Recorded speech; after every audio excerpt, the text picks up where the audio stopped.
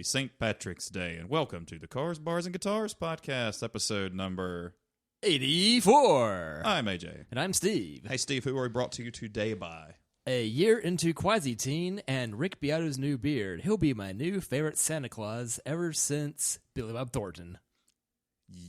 Those pants are awfully baggy, sir. Do you got anything in them? Yeah, my dick. You want to see it? Well, Steve, who are we? What are we drinking today? It appears that we've got Kylie Napogue Castle 12-year and the Old Hickory Irish Walker. Dirty Talker. How about you open the beer that you brought, and I'll open the Irish whiskey that I brought. Okay. This is supposed to be very white chocolate, honey, biscuity, malty sort of thing. So it is how much? 43% ABV. It's 12-year from Ireland, and in honor of St. Paddy's Day, that's what we're gonna do. What I have here is the Old Hickory Irish Walker, 10% ABV, purchased for half price, courtesy of the Lowe's in Harrisburg. Sorry, Vortex. I picked up $100 worth of beer the other day because everything was cheap. I've never been in the. I have been in that Lowe's, but I haven't been in it since it rebranded into the good side of things. What had it been prior? It was still Lowe's food, just not the fancy thing it is now. Yeah, it didn't have. But otherwise, it's kind of expensive if you don't buy stuff on special. So, pick up the random beers or the discounts, or the sushi on Wednesdays is half off, or $5. Is it decent for sushi that you get at a supermarket? Ever had Harris Teeter sushi? Same diff. No. It's get the cheap sushi there on Wednesday and at Harris Teeter on Friday for $5. All right, cool. It's totally okay. Or better yet, save your money, go to Akahana, get the BOGO. Oh. Well, a little bit about Napogue Castle 12-year-old. It's an exceptional single malt Irish whiskey made from malted barley. It's triple distilled in copper pot stills and then aged in the finest bourbon oak casks for 12 years.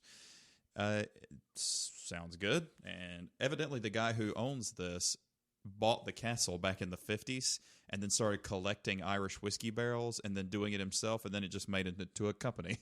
So that's a pretty good story, actually. The tale of this is a long, slow fermentation and cold aging makes Irish Walker a well-rounded and complex barley wine ale. Irish Walker exhibits malty sweetness, fruity esters, and hoppy balance. This ale will age well for years to come, or just enjoy now with good company. Oh, this is rare. The bottle's words, not mine. What? It's a cork. Oh my. Never got to do this on air before. Sure enough. Wait. We did wine, didn't we? Yeah. Yeah, since it's not a... It didn't break, did it? No, that was the most anticlimactic thing. Probably for better. I was worried it's going to break. I know I don't have my cheat mode corkscrew with me. Go into the fan and just go some random place. Yeah, maybe hit a plate or something. Back at my brother's wedding, I did fire off a champagne bottle. Not quite in the oncoming traffic because it was too far, but... definitely had some fun with that. Steve, this has the best smell of anything I've smelled in the last 2 years. Smell this. It smells like honey. It's like a honey caramel. Yeah. And I like that a lot. That just sounds divine. I'm going to pour you a little bit of this. You know what? It's been a long week. I'm having a rough couple of years, as Stefan would say on SNL. We're having a weird couple of years. I'm having a rough couple of years. Yeah. And it's only March. First time. There you go. No problem. You want to pour the beer now too, or sure. Okay. Wait. How's this work? Do you have a wine stopper? Actually, this works. I don't think it's in any danger of breaking but who knows? Saran wrap in a rubber band. Have some fun with it. Yeah, absolutely. Irish Walker. I think we've had, not on pod before, but we've had Irish Walker. Yeah, the name definitely rings a bell. Probably at Saucer. What'd you say the ABV was? 10. 10. So it's a session for us. Okay. Woof. You got any fun shit to tell me before we get started into the news? Punk's doing better. If the weekend was a bit bleedy, but she's doing better. And Cameron's folks closed on the beach house at Holden Beach. Fuck yes. Party at their house. My brother and Kim, I think, are coming back from Ocracoke soon. If not, I don't know. They've been up there for like 2 weeks. But what do we want first? I think start stronger. Oh my God, it smells so good. Happy St. Patty's Day, bud. Sláinte. Prost. Salud. Ooh, that, Steve, that's dangerous because you're gonna like the way you look. I guarantee it. That is dangerously good. And you know what? It tastes exactly like it smells too. Yeah, that's kind of rare because bourbon, a lot of times you'll get different notes of stuff in the scent, and then try it, and it tastes just a little. It's got a kinder, gentler burn to it. It's a little late. I mean, which reminds me, I need to take a Pepsi that I did bring with me. It's a 43%, so it's not as high octane as some of the shit I've been buying lately. It's funny because when I see one that's like 80 proof, I'm like, that's kind of low. Pish posh. Wait a second here. Steve, show everybody your drugs. Yep. Behold, so I've got some of the silica gel packets, some Advil, some caffeine pills, Pepsid, aspirin. Niacin appears to be missing right now. Mm-hmm. As is Tylenol. Mr. Niacin guy. We're going to take one of those. Whoops. Steve is a one-man CVS. You know what CVS stands for? I don't understand what CVS translates into super long receipts. It is Consumer Value Store, I believe is what it is. Okay, that's quite dull. Emily said, "Why did you know that?" I'm like, "Why didn't you know that?" She's like, "You're weird." And you could totally hear her saying that. No, work is work. Got the new bumper put on the JK from the JL, and it looks fantastic. Specifically the front, and the one for the rear is currently at large. Yeah, haven't brought myself to order such a insanely. What's the worst that could happen with a replica for half price? It not fit.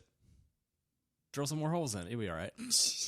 If it does not fit, then just drill more holes in it. Yes. Weight savings, bro. I don't think I should be worried about weight savings in a car that weighs 4,200 pounds. Well, then it's only going to weigh 41.99. But that's not all.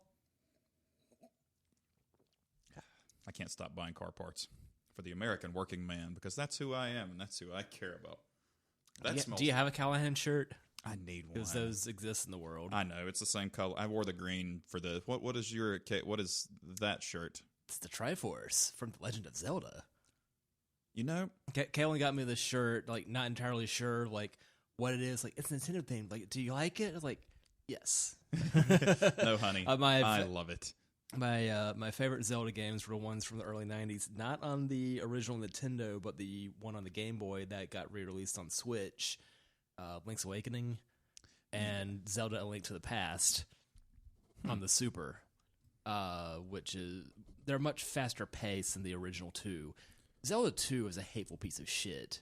It was from the era of the strange sequels, Mario 2, Castlevania 2, Zelda 2, just the second game taking a very different direction and then subsequent ones returning more to their roots.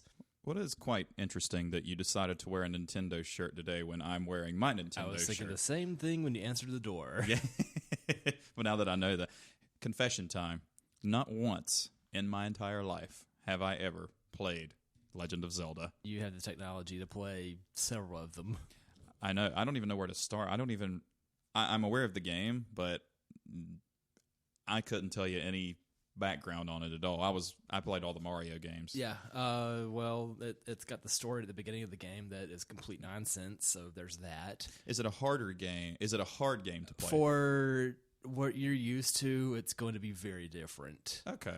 It's top down, swing your sword, kill enemies, and when your health meter's full, you're able to shoot like sword beams at things from far away and hit them. Okay. I've never been good at it. All right. I think the only game I beat on its own was Link's Awakening on the original Game Boy, and Link to the Past I beat, and the original Zelda I beat using Game Genie. Gotcha. I've never played Game Genie either. I think the RetroPie does support that. I've not experimented with that in a long time, but there's supposed to be some means of doing that, and if you punch in game title and Game Genie code, it'll barf it all up. Back in the day, you had to keep a book with it, and you could subscribe. Bunch of paper, just like the CVS receipts. Then you could subscribe to updates to it. So, newer games or newer codes coming out, they would show those to you. So that's how you did back in the early 90s for your cheat code mode. It's brilliant. Glad I got that. That is brilliant. So my mother played Mario 3 a lot when we were at school, and she actually wrote out the card games on when you hovered over the thing, and you could instantly tell. Did she wind up with 10 different ones? There's only 3 different ones. I had the strategy guide that had all of the layouts of them. Mm-hmm. I think there was only 3, but I could be wrong. It was wrong. 10 different patterns. Maybe, but she had them all. She had them all down. Played a lot. And that was before the emulator. Yeah, that's intense. Yeah. Yeah, where for everything playing gambling video games, don't like where you've gone with this? Reset, try it again. Uh-huh. That's how we get all the money in F1 Built to Win, because there was a slot machine element to the game, too. Oh, my God. Where you could wager 10, 100, or 1,000, and then place your bids on, 1, 2, or 3 rows. Mm-hmm. And had a turbo controller, so hold down the button, go. Just keep turboing that. Just if I win big, cool. Don't win big, reset, try again. Did the same thing on Vegas Stakes. This is why I did very poorly in Vegas. There's no reset button there. There is, but it's hidden. Yeah, that's it. Hey, well, Steve, you ready to do some news? Sure. Okay.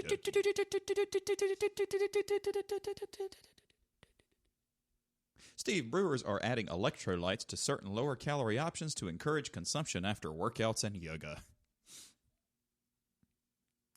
That's not completely far-fetched. I'm aware of salt being added to some of them, particularly the Dogfish Sea Quench Ale, which is the lighter side of sour, but I think that actually contains some sea salt in it.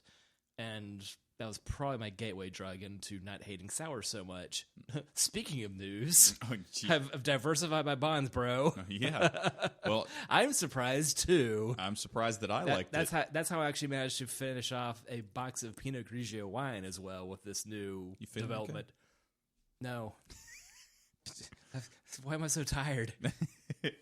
Funny you should mention sea salt, Steve, because Snowbank Brewing of Fort Collins, Colorado, accidentally released a lager with the term seal salt on the can instead of sea salt on over 7,000 cans. The company assured the public that no animals were harmed during the making of the beer, and they used the $900 it would have cost to relabel all of them and donated it to a conservation wildlife fund. Good for them. What you do is get an intern with a Sharpie. Just mark every can off. Come on. Get an intern you really hope doesn't last very long to do that tedious, monotonous hoo-ha. It's funny you mentioned that because that's on the list. It wasn't next on the list, but it was on the list. Plus, I got tired of doing this, so now I do the news on the tablet or the laptop. Because writing on that shit is shitty. Yeah. I don't like writing. You can copy-paste that. Yeah, and I trust that laptop's functioning much better than the either of the old tablets I have. This one's good. The Asus was good until it's getting pokey and the battery dies if you look at it funny. And Dad's old Nexus 10 is dreadfully slow. What year is? A 2012 model. That's dead. It picked it up 4 years ago for him for $200 instead of. It would have been maybe $400 or $500 brand new. Did really well, except running Android 5 and no easy way to update that. It's incompatible with apps. It would struggle to play Spotify. It would take a long time to load web pages. You know, those basic things you want this thing to do. Mm-hmm. It might eventually. So it's tedious to operate. So I trust this is doing better. I was like, yeah, you could swap it out, but I think this is going to do much better. There's much more utility in a dozen-year-old laptop. You know, computers are about the only thing it's not really cool to have a vintage version of. Depends on how vintage, though. Like, if it's, vintage Macintoshes have a fanatical following, surprise. Or my TI 99 4A, it's Commodore-ish. No, it's basically an Atari made it to a typewriter. That would be the oldest piece of equipment I have, and that's not the original one I grew up with pre-NES, but I bought that in Raleigh, and that one's cool just for sheer obscurity's sake.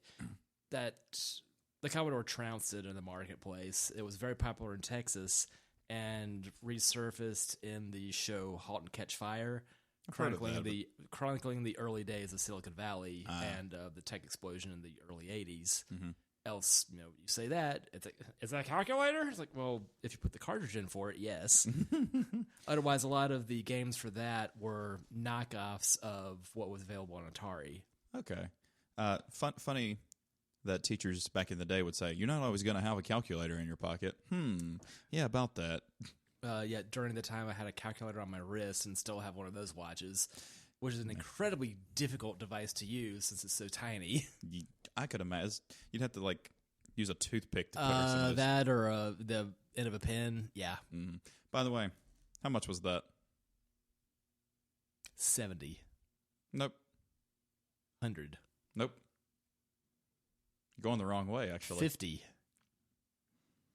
40. 30. $37. That's brilliant. That's incredible. I went home with this instead of the Redbreast 21 year. I have the 12 downstairs.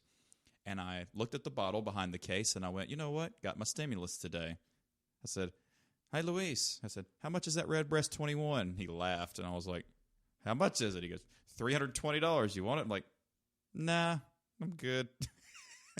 I met up with Gray last weekend to get some Boxcar Betties and get him his bottle of Rogue 2-year.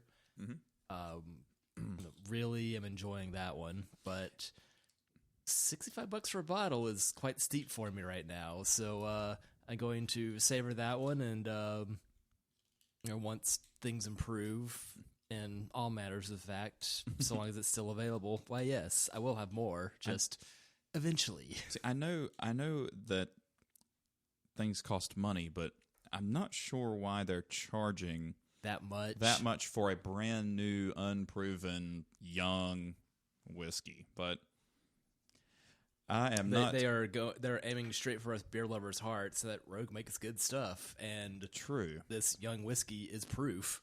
True, but that's an aggressive price. It'd be like you and I making a new car and then charging $1 million for it. Like, it's not really a proven commodity at this point. So how about we? It's not the McLaren. It's a McNally. Wink. McNixley. Steve, Maltese Brewing of Virginia is aiming for the Guinness World Record for the world's hottest IPA, which will contain Carolina Reaper extract. Now, it's a noble idea. I just took a Pepsin, and that's still making me hurt. That seems like this is the world's hottest IPA, not the world's hottest beer. Right. So that's going to be all sorts of a weird flavor, like bitter and... Like the Birdsong jalapeno wasn't terribly spicy. I love that too. And mixed with the cider at Red Clay is just dynamite. But I can't imagine that actually, even a pepper IPA. My dad's a big fan of that one too. Mm-hmm. He loves him some IPAs. Just if he's out and about, he's good for about a beer and a half. Right. The jalapeno is pale ale though, right? Birdsong? I think it's jalapeno pale. I think it was Paradise City plus jalapeno. Okay, that seems about right. I haven't been to Birdsong in years. I love that place. I used to love playing there too. It was always a that good was crowd. a lot of fun. It was always a really good crowd there, actually. Well, Steve, the Summit at Fritz Farm of Lexington, Kentucky is opening a liquid nitrogen ice cream shop, which you can add shots of your favorite Kentucky bourbon to. So it's a whiskey float? It's a whiskey float, and not at a parade. Although that's acceptable also, except if you can't be driving well, you don't drive the float anyway. The float's like, whatever.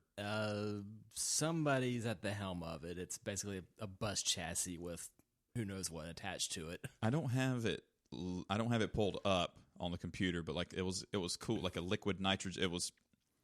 I've never had liquid nitrogen ice cream before, but I would try it because it's ice cream. Super cold. Extremely cold. Extremely super duper cold. Steve, Jamie Foxx is buying brown sugar bourbon. It's based out of Washington State. That's all I got. How come that tastes so good? Because he gets high off of love and wants some of your brown sugar? No, that's D'Angelo. You remember the video of How Does It Feel where he was just naked and just singing? Yeah. Boy had some abs. Yeah, he did, and he had Joe Rogan calls it dick root. Yeah. The V. The V, and I've never ever had the V because, well, I've had that. Not that. Never mind. Had that V, but dick not root. that. What? I've never had dick root. Yeah, it appears I've been visiting the Dick Roto-Rooter instead. What? Ow. That sucks. Well, here in unsurprising news, Mini is going all electric by 2030. Nah. I mean, every episode another car company. It's every episode on Smoking Tires calling bullshit on the everything. Yeah, I see his point about them just. You put it on paper now, and then it's a seventh-page story. Yeah, a 7-page redaction. Yeah. It's just, but Mini's such small volume, it's going to be nothing but better-looking i3s. There's already an electric Mini out, and except for the I haven't seen neon. The funny thing when I'm playing with cars all day, I get to see even more of everything, like more so than the valet days. Yeah, except you don't get to see as cool of cars. Right, it's the everything for better and for worse. What's really funny are the traverse combos. Like, oh, here's 2 whites and 2 blacks and 2 gray traverses in a row. With who knows what rental stickers still attached to them. So, same gripes, different crew that.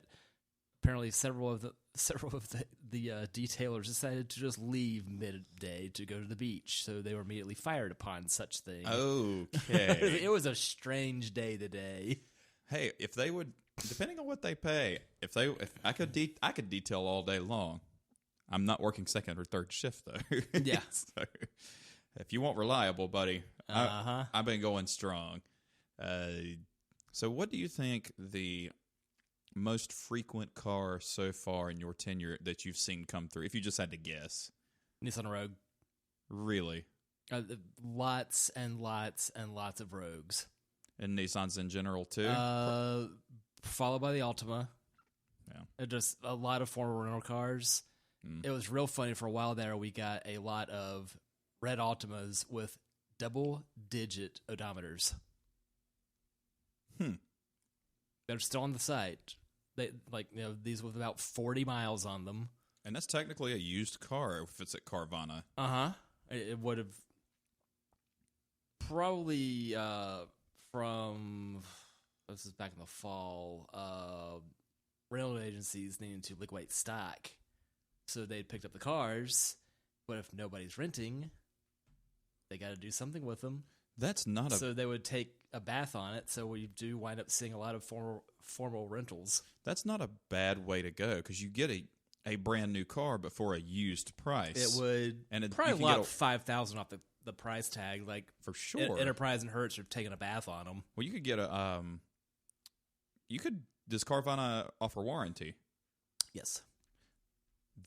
Dude. You would have the probably whatever remains of the original manufacturer's warranty, and they also have the Doug DeMuro type special as well, if you're so inclined. Bumper to bumper warranty. I'm sure they regretted that Yeah. That After the was second visit. real funny that he managed to exploit that, though. I was like, well, it's what it's there for, and apparently they raised the prices thereafter. And, shame on them for not knowing, because Yeah. if you're in the car business, you've got to know that a used British car is not going to be cheap to maintain. Yes. It's just not. And he got his money's worth out of it. Was it $6,000 for the warranty and got $10,000 worth of repairs out of it? Yeah. And now it doesn't even make sense for him to get rid of it, but he still keeps it. It's Sure. This is Cape Cod Mobile, I think. Yeah, I think it's parked at like some of her extended family's house up in Cape Cod. So I mean, it's brand new. Everything else, might as well just keep the damn thing at this point. Sure. Like, I don't know of any car from Britain that I've heard somebody go, "Yep, that's a rely." Every now and then you get lucky with a German at least car. a British branded car, rather. Yeah. Like the Honda Civic SI, built in England. Yeah. The very strange Infiniti QX30 that is mechanically a Mercedes GLA is made in England. It's a very weird car. The FX, though, I like the FX. Yeah. 35. Yeah, and that became who knows what. When that debuted back, 03? Yeah.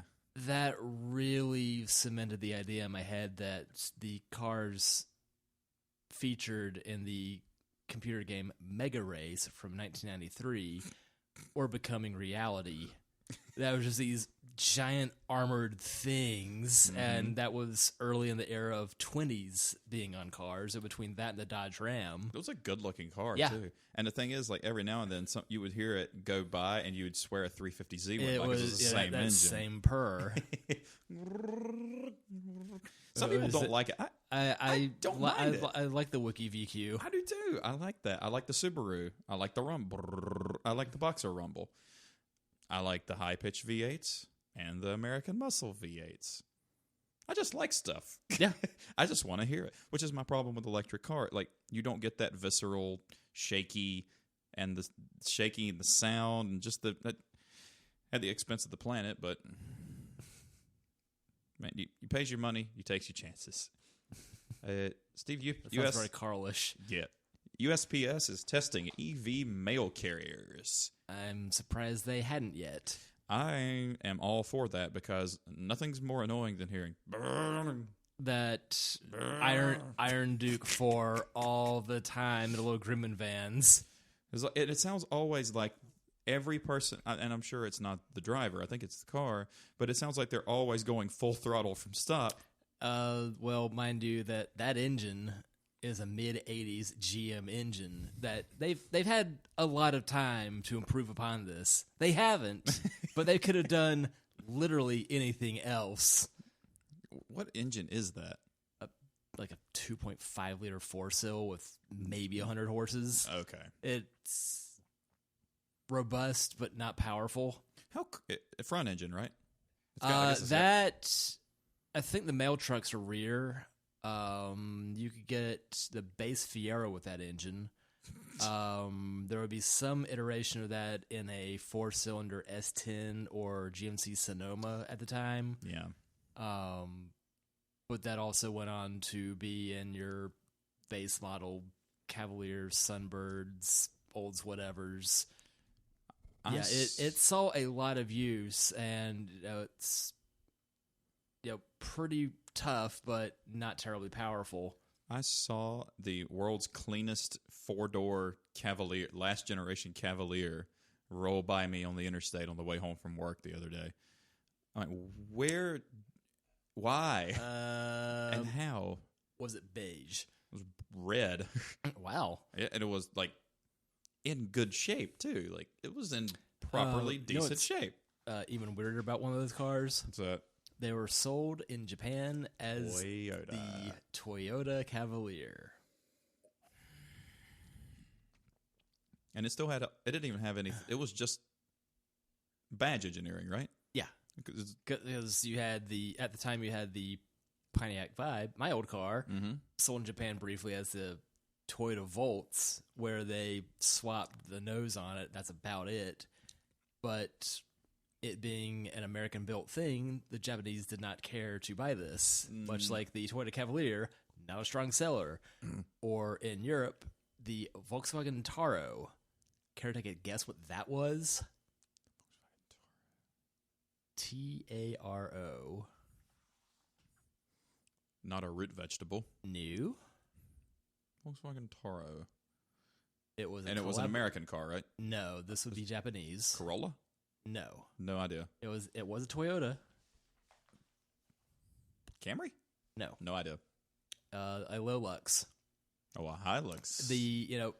Europeans haven't latched on the pickup trucks. Don't really need. There was a Volkswagen branded Toyota pickup available in Europe until about 1997, so that last pre-Tacoma could be had as a Volkswagen product. Interesting. So what you're saying is we need to get an old Volkswagen truck and put Toyota badges on it. Flip that script and reverse it. Yeah. I said what I said. It'll be just different enough from an early Tacoma that, say, a 94 pickup before the Tacoma existed, you could put the Volkswagen grill on it. Mm-hmm. I could only imagine how difficult that is to look up to find parts for. And also, it being pre-airbag is going to be very tin canny, much like old 97 was. Do you know what happened to 97? Nope. You should look it up. I wonder if it's on VinWiki. Probably not. My S2000 is. My old girlfriend that's still in Wingate thinks she might have seen that truck rolling around. Oddly enough, she married a guy who was super into Toyota trucks, so he had a Land Cruiser and a 4Runner. Mm-hmm. You could get the Land Cruiser in a stick up until, 90? Give or take. Once it became the big fluffy one in 91, because I always refer to that, just look at it. It had the giant tires and the bodywork was much rounder than its predecessor. Yeah, once it became the fluffy one, you could no longer get a stick Land Cruiser stateside. So why did they make the Sequoia? Well, Toyota needed something to compete with the likes of the Tahoe and the Expedition, and to not have the legendary off-road capability of the gigantic Land Cruiser. Yeah. And that simply became more Luxo barge, hence its Lexus counterpart, that FX 470. That's LX. The 470 is the Sequoia. Oh, underneath. I think. I don't know my Lexus SUVs. Sorry, other than the RX 300. The LX 460 and then 570 were the Land Cruisers. The GX 460 was the Toyota Prado that was similar enough to the 4Runner, which is why they discontinued the V8 4Runner for a few years to boost Lexus GX sales, and hey, it worked. Want to guess Sequoia was on the Cruiser? The LX a bunch of fives. LX 570, curb weight 6,000. I don't care which year it is. It's just that's a heavy kitty. Yeah. So once again, I ask, what's the opposite of a Prius? I thought the Wrangler was big when I first got it because I was used to the Cherokee, which was the size of that bottle. But and now you realize you're about the same size as everything else on the road. No, it's actually I had a regular, not the regular cab, the crew cab, Dodge Ram 1500. Sorry, it will never not be Dodge Ram. I keep riding it at work, and I don't care. Yeah, it's that regular ass truck is noticeably bigger than the Wrangler is. Like it just. If I went back to go ahead, park it next to a Dakota. Assuming you can find a last Dakota. Oh, I want the convertible Dakota. There was one in Stanley County running around for a long time, and since I don't live there anymore, I don't know, and I don't care. Here we go. Steve, Jeep has released the pricing for the 2022 Wagoneer and Grand Wagoneer. You're going to guess the starting price of the regular base Jeep Wagoneer, and you're going to guess the price of the all-out loaded Jeep Grand Wagoneer. All-out, every option ticked, everything. So base Wagoneer and topped-out, fancy, everything Grand Wagoneer. And by the way, the pictures, the inside is too pretty to be a car. It needs. It looks like a fucking cabin in the woods. Like, there's no way I would drive it. I would be so worried. Like, although if you have the money to buy it, I think you can afford to clean it. Does that include a bottle of Old English? I don't care which variety. It's got Old English, New English, like all the English you could possibly want. I don't care if it's the malt liquor or the wood cleaner. Base price for leased Wagoneer, $50K. Up. 60. A little bit less. 55. A little bit more. 5, 6, 7, 8, 9. A little bit more. 58. 58,000 is the starting price for the Wagoneer. I think every engine you get. So that are old school Bronco, like they're Bronco relaunching this to have the both of those. Are these replacing anything or just more shit? More shit. Or we missed the Commander. Let's do that again. I do like the Commander. Like, if you could have got that with a stick, I might would have got a Commander because you could have got it with that had the Hemi 5.7 in it.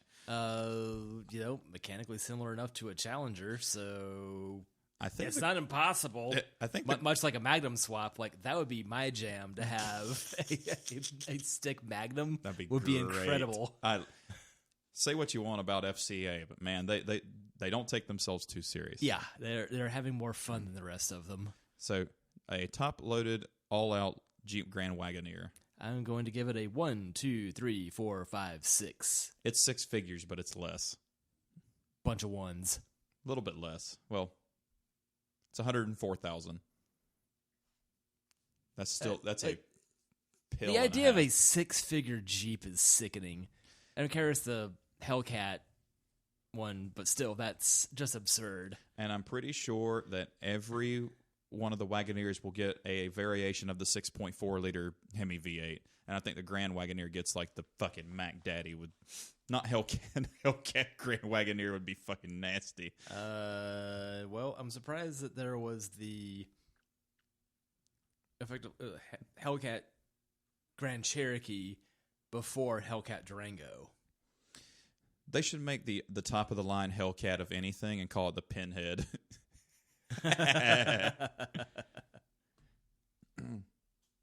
Look at that interior.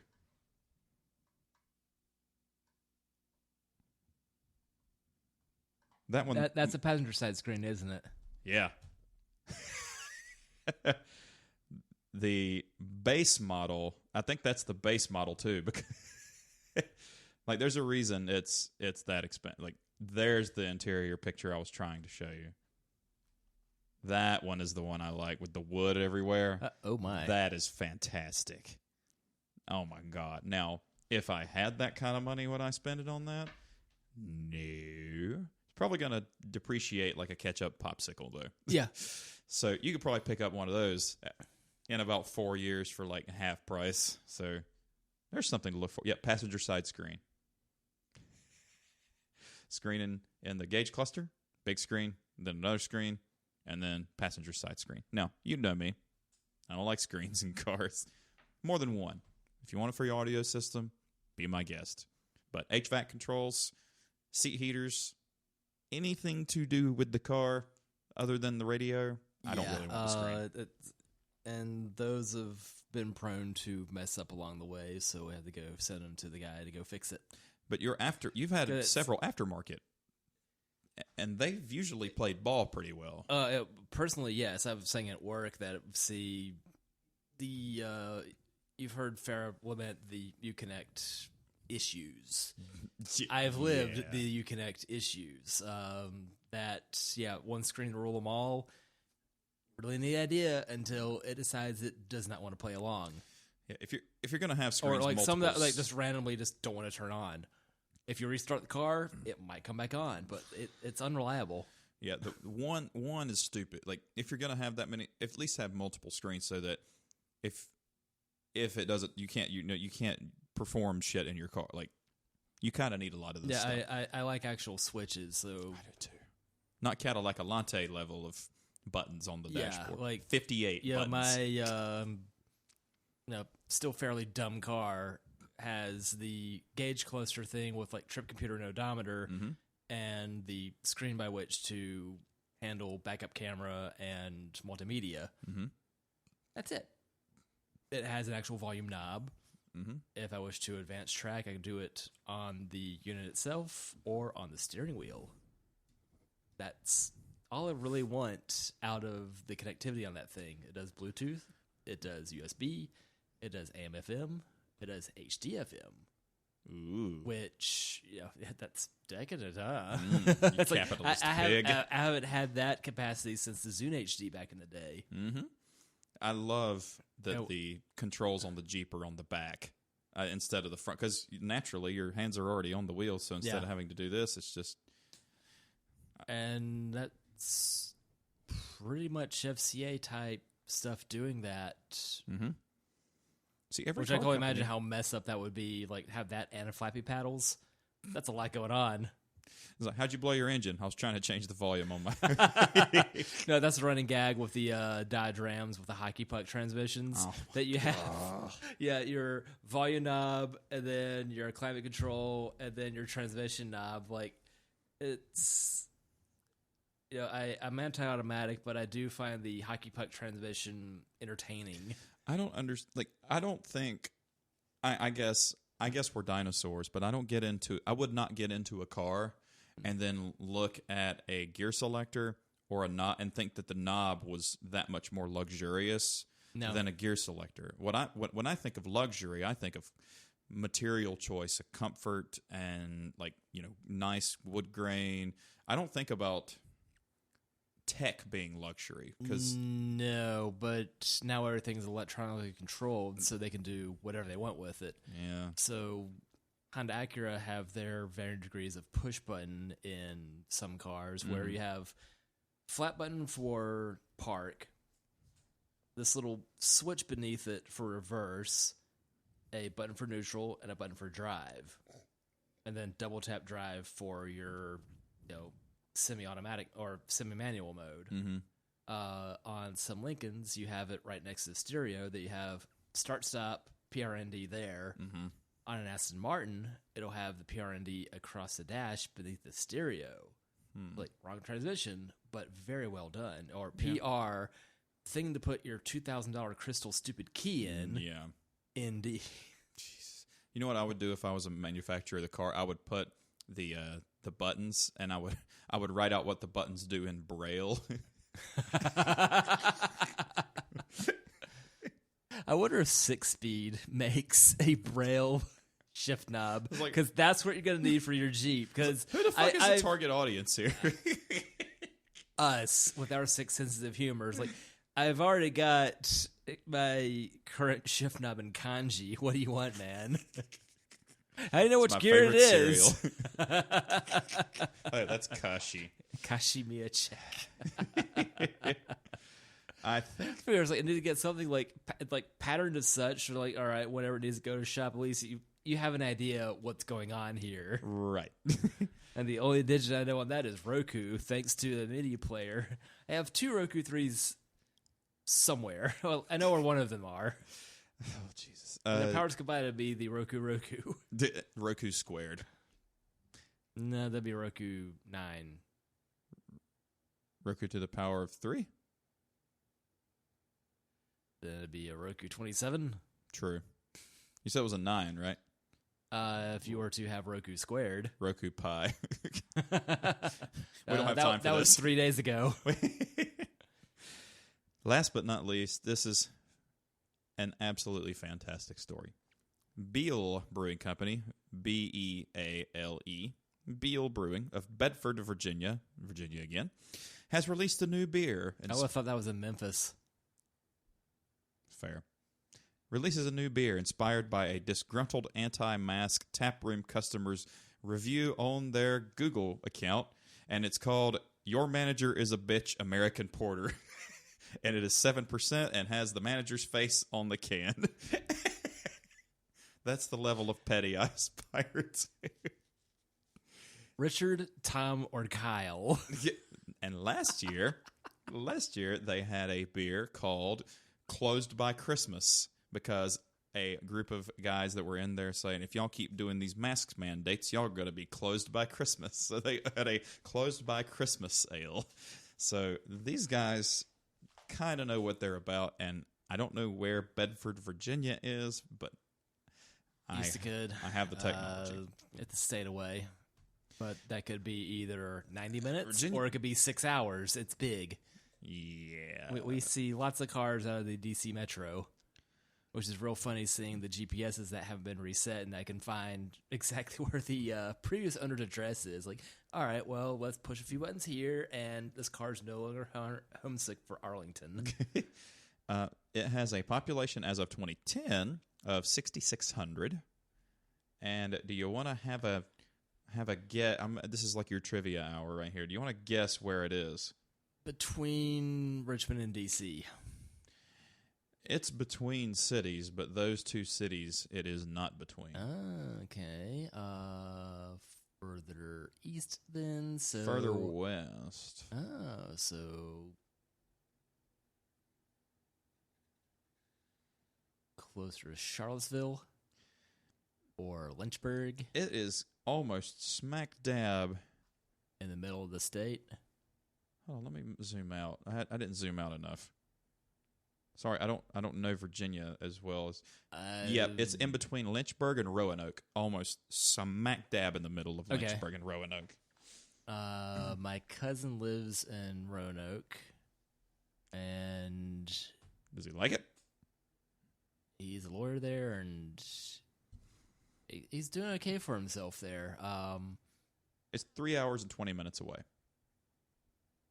Take 85 yeah, to that sounds about Greensboro. right. Yeah, because it was 90-ish from Greensboro, and that's kind of the halfway point getting to Dad's sister's place in Lexington, Virginia.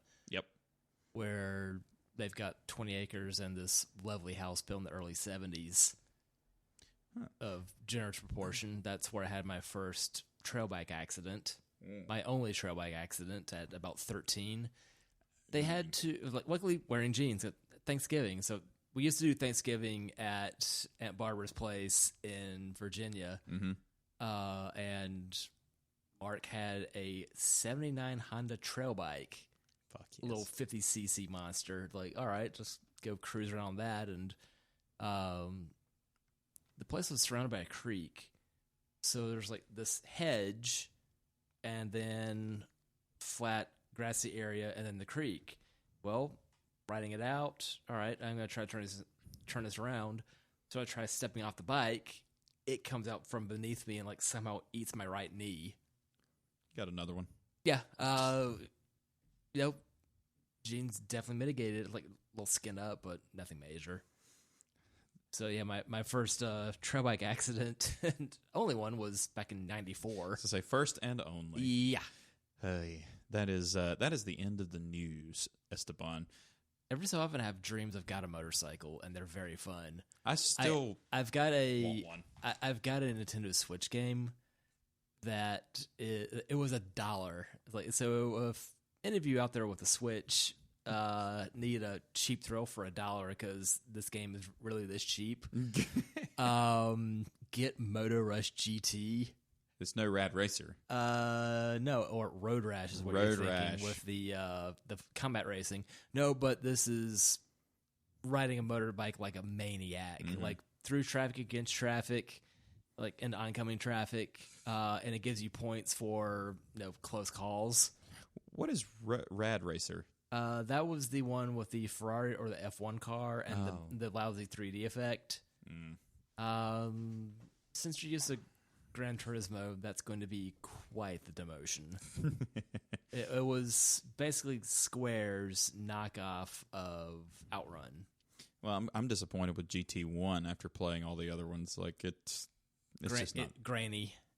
Really great. Well, especially on a bigger screen like that, I had to back up into the neighbor's house to fucking see anything. Are you in first? I don't even know what car I'm in. That's my barometer for testing how well a Raspberry Pi is playing. Mm-hmm. That if I can get through that, it's doing okay. Yeah. Nintendo 64 playback is difficult. Really is. Even Sonic the Hedgehog. I mean, even the Genesis is pretty. For what it is, it's pretty good. Like yeah. Even Looney Tunes Basketball on SNES, it actually has really decent graphics for its time because I play it on that TV. and it doesn't. I mean, it looks dated, but Yeah. it's not grainy at all. It actually looks really good. And I play an obscene amount of that shit. And I've beat the game a million fucking times. That's still running well for you? Yeah, absolutely. Awesome. Yeah. We need That's good to hear because I've dabbled a bunch with them, and sometimes the cards go out, sometimes the images are just a bit shit. So that's good to know. I'm glad the VLC's image has held up well. Yeah. Thanks, Arcade Punks. So we need to open up a new beer. We can have one of yours or one of mine. I think you need Heavens to Murtheroid or whatever the hell that thing is. Murgatroyd? Yeah, them too. Heavens to Murgatroyd. That was Snagglepuss from Yogi Bear? Exit, stage... Oh, that was great. Magnificent even. Exit, stage left. You don't remember that character? Not Snagglepuss? You might when you see... And Snagglepuss was... It's not the Beastie Boys. Cookie Puss. Cookie Puss, that was it. Which I didn't know was an actual thing. But it actually is. Funny thing at Carvel. Snagglepuss.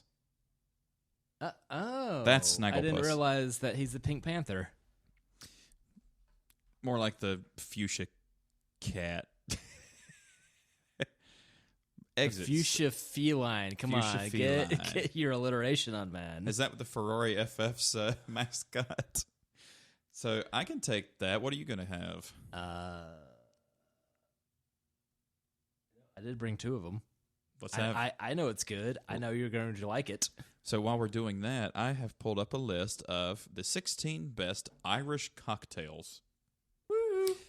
I was going to make us an Irish cocktail today, and I didn't know if you would like it or not, so I decided. Plus, I got this, but feel free to say no if you want to. But the cocktail, I think it was called an Irish cactus, and it's just a 50-50 mix of Baileys and tequila and ice. It's Yolt Holt. It sounds interesting. And we have the technology if we do so want to do that, because I have both of those ingredients downstairs.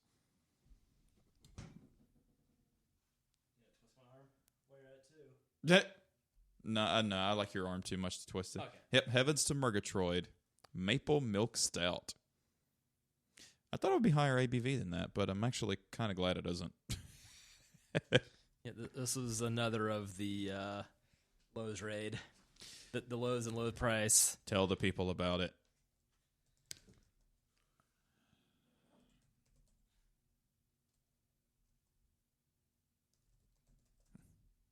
This is the big burst of autumn, glorious maple infused, our delicious milk stout, sweet, roasty, balanced, and wonderful, weighing in at 5.7 ABV. From Doc Rabbit Craft Brewery of Farmville, no, not the dumb Facebook game, North Carolina.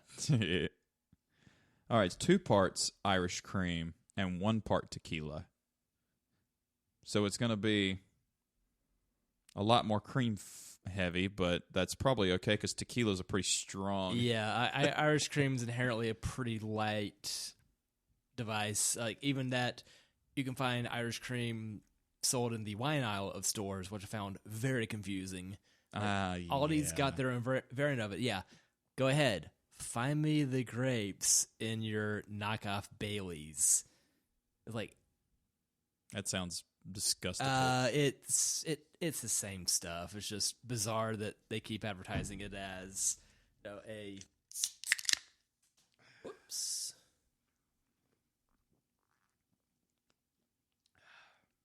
Steve, that's delightful. Yep. Yeah, that's really good. That's so good. I didn't know Duck Rabbit made that. I've never heard of it before. Neither did I, and when it's $6 for a 4-pack, I'd better get at least one. That's or I might almost need unbeatable. to investigate that tomorrow afternoon, too. Yeah, I got to go to Total Wine. I'm off finally tomorrow, so I left work at 12:30 today. Emily has big plans for you to feed the cats in the morning since she has a thing in the Who's It. Oh, yeah, she has treatment tomorrow. Yeah, it's fine. I don't mind slapping the hogs. Cairo can be the guest next time. We ought to let him in one time just to see what the fuck goes on.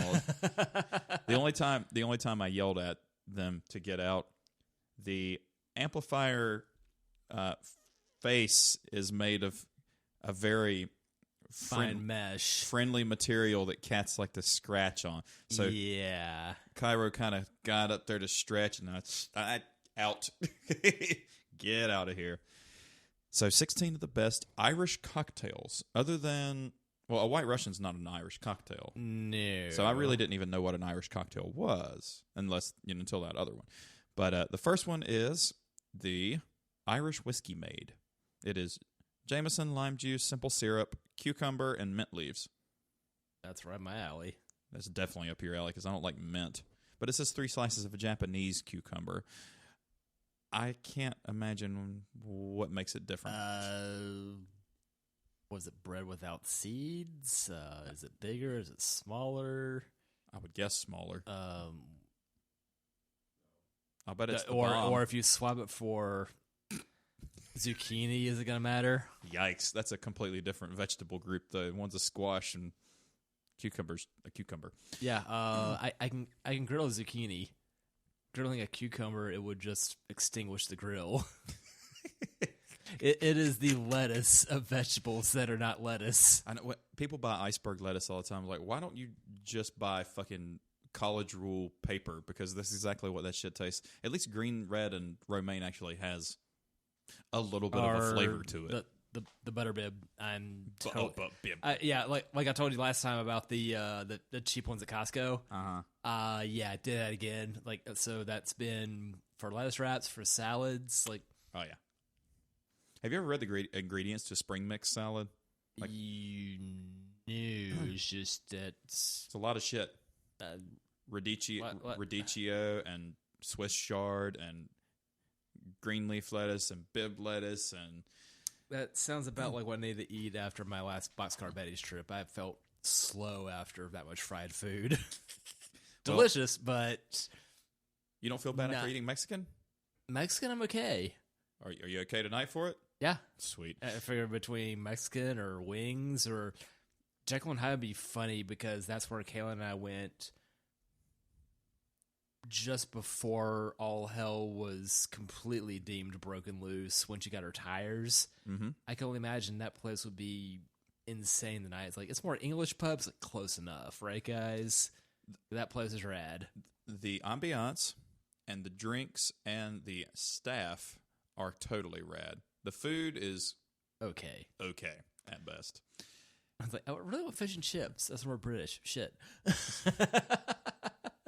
Am I kidding? I always want fish and chips. You do want them.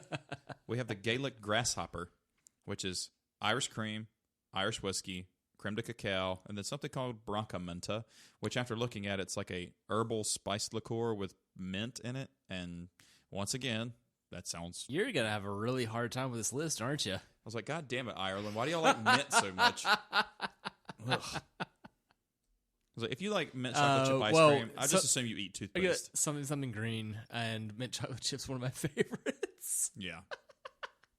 Saint Casa is tequila, creme de mure, agave, and Guinness.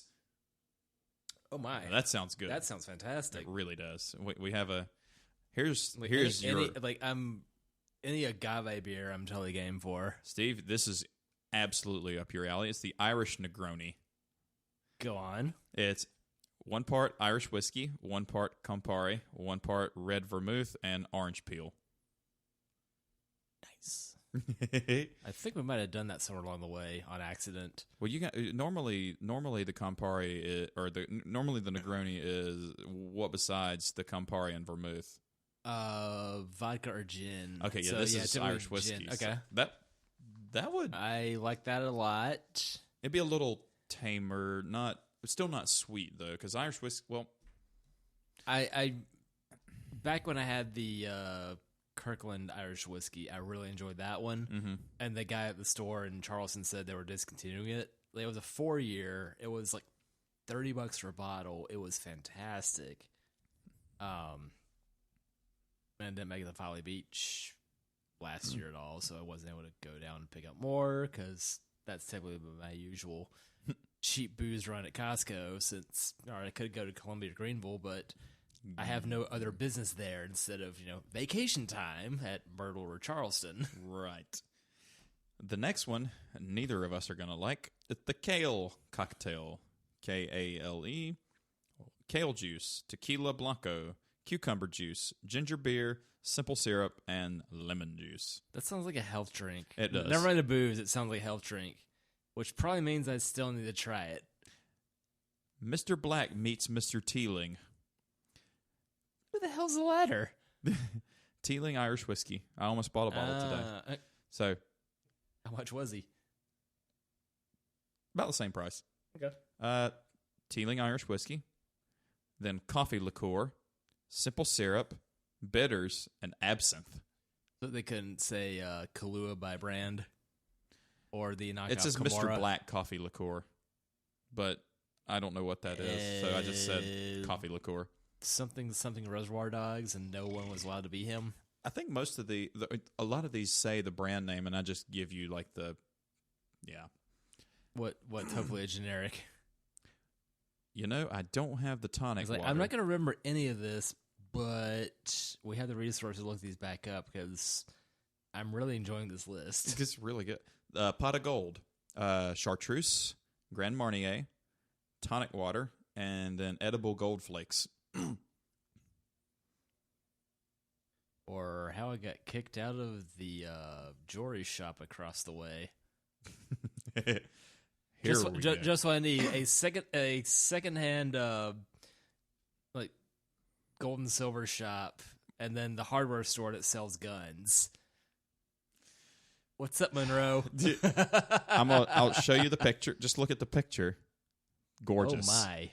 And it's called the Isle and Anchor. That looks like how I would make my Mongolian grill bowls back in the day. Line it I discovered if I line it with zucchini, I can stuff more stuff into the bowl. Absolutely.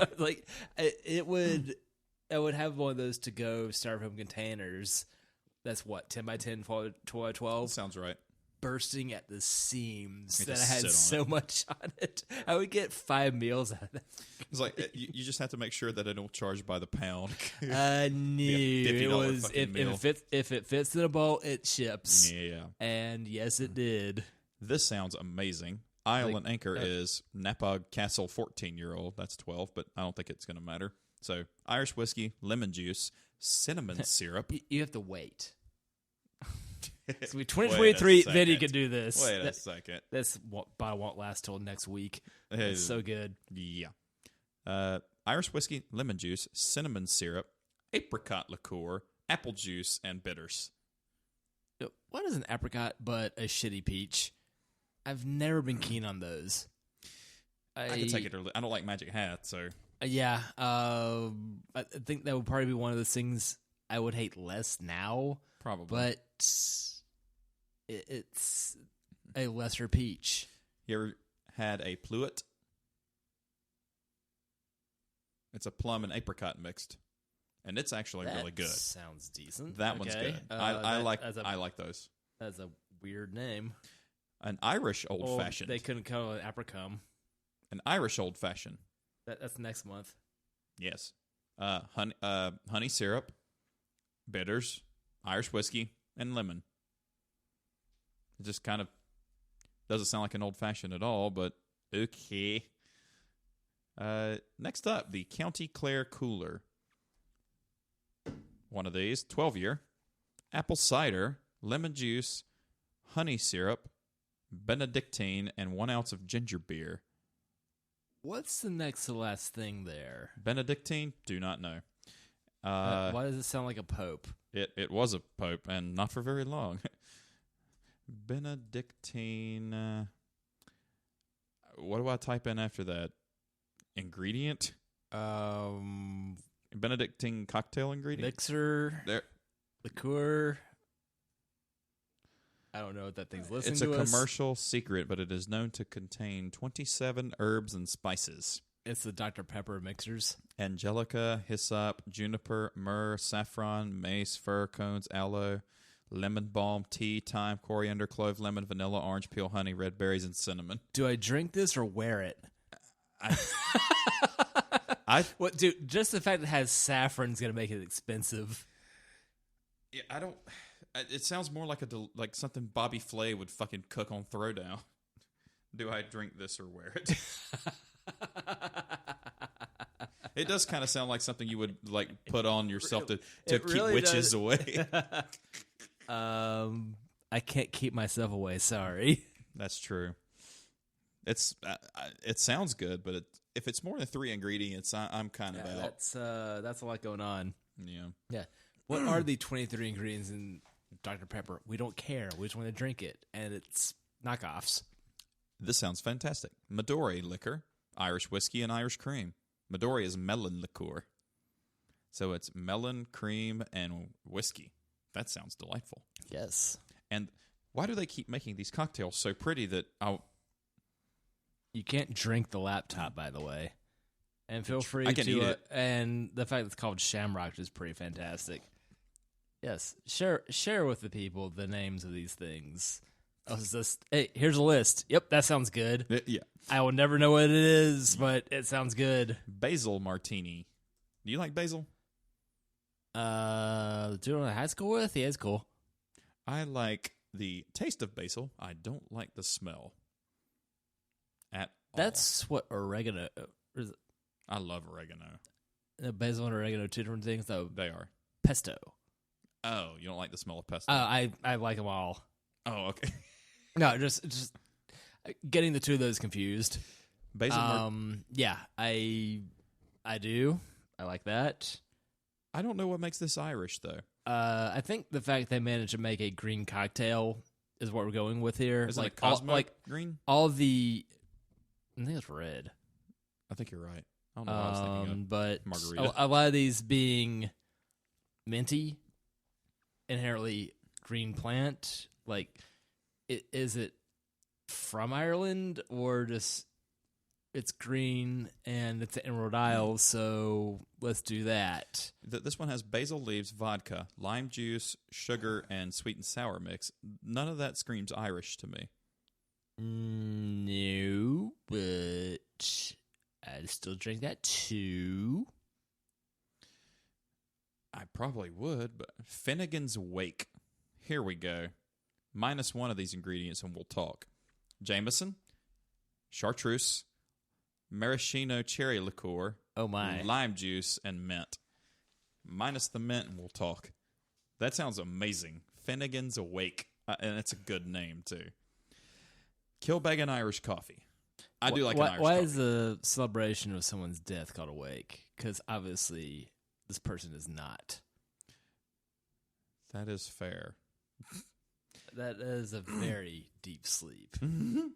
The Kilbeggan Irish coffee is Irish whiskey, coffee, brown sugar, and whipped cream. Just like a regular Irish coffee, except minus the brown sugar. I don't think brown sugar's in Irish coffee. I've never done that with that. But, hey, gotta make it fancy. Drambuie Green Street. It is Drambuie, a spicy ginger tea bag, cucumber juice, lemon juice, and sweetener. That's real funny considering I've been drinking ginger tea at work. I'm come around to it. Ginger. I've always been a fan of ginger in all senses of use of the word. That and the Ukrainian band. Ginger. Jinjer. Well, heavy for my tastes, but whatever. Not if you just look at Tatiana. Okay. Trying real hard not to burp into the mic. That'd be rude. I've done it for 84 episodes. So, but yeah, much bigger tea drinker than coffee drinker. but you like. All right, so you do like coffee, but you prefer tea. Thanks to reflux and upon meeting some friends that are big coffee drinkers, their teeth are really suffering for it. Yeah, I do drink a lot of coffee, but I also have really healthy. Yeah, choppers. Yours aren't turning brown. No, I'm not a heavy coffee. I drink coffee in the morning, and that's it. And I do know people that drink. My boss brews we were talking about coffee one time, and I said I fill it up to the 4 line, which on my coffee pot's like, fuck nothing. Fuck, yeah, my because fucking out of like that much coffee. Because you have what, a 12 line? Yeah, that sounds right. So it's like a third of the way full, and she brews the entire pot every day and drinks all of it every day, and then gets one at lunchtime. Is she Bob? Dad would, I don't know if he's doing it now in his retirement, but would make a half calf. So mixing full strength and decaf. It's like kind of a 50-50 mix. But drink on that all day. And I don't have the capacity to drink that much coffee. Like, the running gag is, like, if I'm home on the weekends versus, working, after about 2 cups, the phrase is coffeeed out. Like, I do not wish to drink more of this right now. Well, you know me, like, I'm very hot-natured, so I can't drink but so much of hot liquid anyway. Now, if you give me iced coffee, I will fucking murder that shit. But I brought this up for a reason, because we started selling like the Red Bull style cup or Cans, the kind of smaller cans. Coca-Cola has a Coke and Coffee now. I wish. And I got the vanilla one today. It's 1920, 2021, whatever. It's vanilla Coke. It's a 50-50 mix of vanilla Coke and cold brew coffee. And dude, it is fucking doesn't rad. Suck. And it's full strength Coke too. But it's only like 17 grams of sugar, which is no more than you would get in a regular size cup of coffee. I had one today. That would be, what, half of a centered Coke? Because it's just coffee bean mixed in instead of... Or at most, like a regular 20-ounce Coke has 50 fucking 7 grams of sugar. It's real funny. Like, since I've lived with Kaylin, my soda consumption has dropped 95%. Yeah. You just get it when you come here. That too. I'm thinking about making that cocktail later, but... That sounds fabulous. It does? Yes. You want me to make one? Before we get started on our next topic. Yeah. Do we have to do, spin the wheel of cocktails? Was that everything? That was everything. That was the top 15. 16, 15, whatever. It's all illegal. This smells good. This is an Irish cactus. It does smell good. Yep.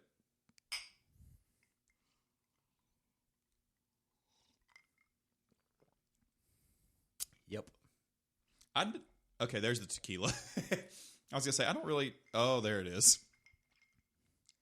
So this might be a good intro to tequila for people. Just put Bailey's into it until you don't taste it. Colin being resident tequila fan, and I think with Bailey's, that would be right up his alley. I drank a lot. Actually, now that I think about it, I did drink a decent amount of tequila when I was in Vegas with Colin.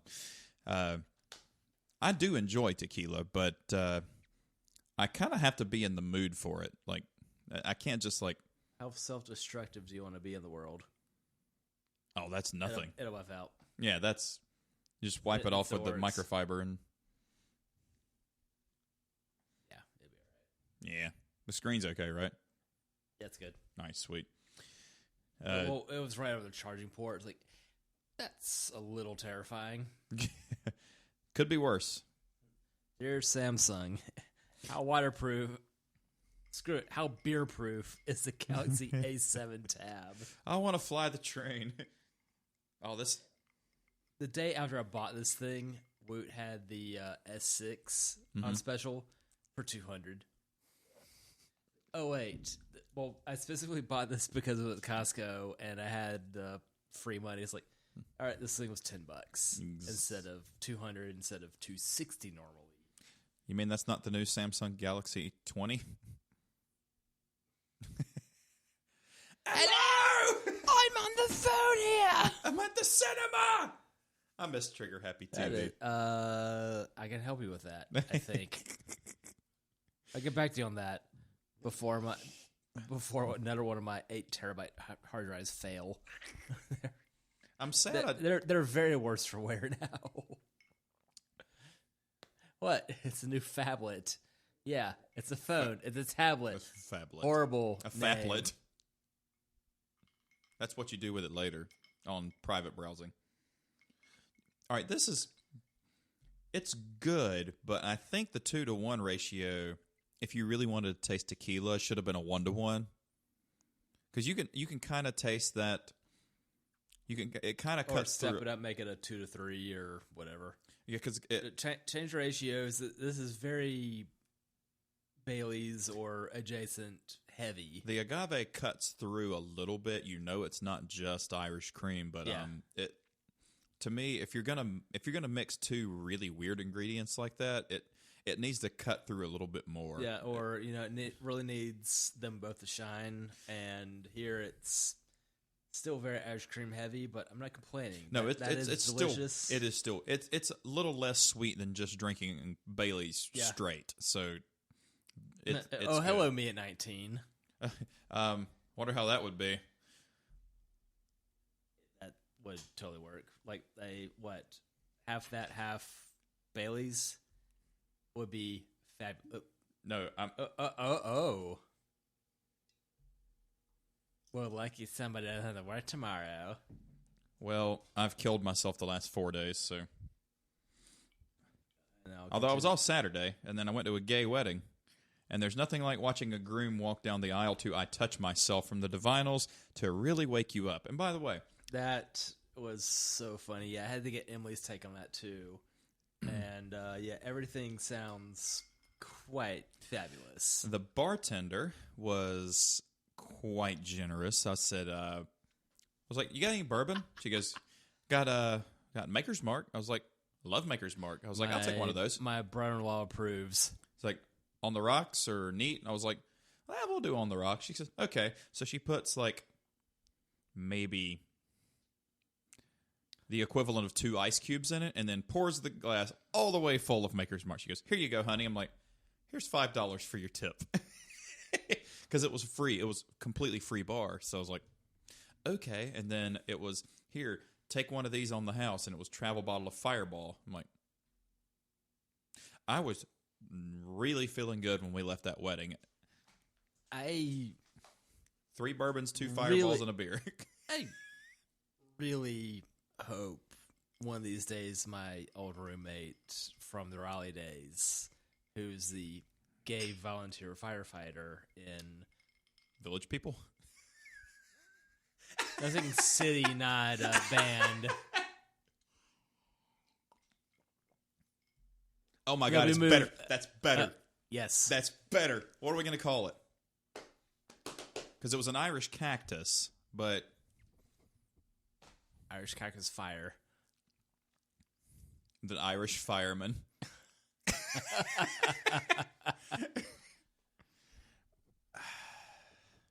There's got to be we got to figure this out. Have you heard of the phrase "the Troubles"? No. The euphemism of the Prots versus Cathy's wars that plagued the That's what that's called? later half of the 20th century in Ireland. Oh. No, I did not. Yeah, that is how and why the IRA was busy fucking shit up, and trucks carrying Guinness had to be labeled milk trucks. Oh. Otherwise, if it's beer truck, well, that's an easy target. Milk truck, this is normal shit, man. Never mind, if it's coming out of St. James Gate, it's a little obvious what's going on here. It's like, vinyl wraps weren't a thing yet. Or, we have curtains on the side of the truck, just like mask it as you go, or unmask it as you go. That's fucking good. We've got a cool. So what did our Mexican friends and our Irish friends have in common besides the love for alcohol? Heinz beans. Beans? That's more English too. Whoops. Well, what the Irish dishes are usually. If you look at the flags side by side, like, all right, one's got an eagle and like the orange part's red, but